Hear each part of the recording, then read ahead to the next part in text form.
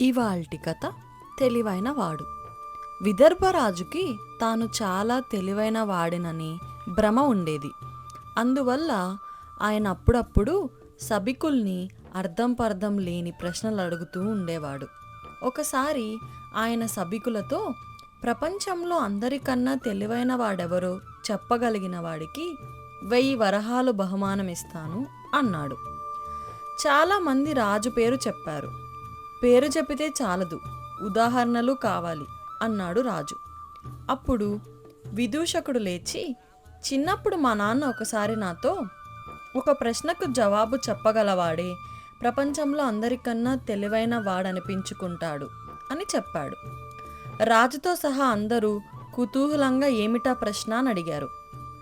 మనిషి శరీరానికి చావుంది గాని ఆత్మకు లేదు కదా. మనం దుస్తులు మార్చినట్టుగా ఆత్మ శరీరాన్ని మారుస్తుంటుంది. అయితే ఒక శరీరాన్ని వదిలిపెట్టిన ఆత్మ ఇంకో శరీరంలో ప్రవేశించబోయే ముందు ఎంతకాలం విశ్రాంతి తీసుకుంటుంది అన్నది మా నాన్నగారి ప్రశ్న అన్నాడు విదూషకుడు. ఈ ప్రశ్నకు ఎవరూ జవాబు చెప్పలేకపోయారు. రాజు విదూషకుణ్ణి జవాబు చెప్పమన్నాడు. విదూషకుడు దీనంగా ముఖం పెట్టి, మా నాన్న నాకొక్కడికే జవాబు చెప్పాడు. ఆ జవాబు మా వంశంలో వాళ్లకు తప్ప మరెవరికీ చెప్పకూడదన్న శాపం ఉన్నది. మా నాన్న జీవించి లేడు. ఇక ఆ ప్రశ్నకు జవాబు తెలిసిన వాణ్ణి నేనొక్కనే గనుక ప్రపంచంలో అందరికన్నా నేనే తెలివైన వాణ్ణి అన్నాడు.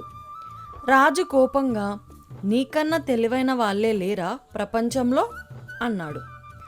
అదేమిటి మహారాజా, నా అంత తెలివైన వాణ్ణి విదూషకుడు పేరుతో తమరు సేవకుణ్ణి చేసుకోగలిగారంటే నాకన్నా మీరు తెలివైన వాళ్ళే గదా అర్థం అన్నాడు విదూషకుడు.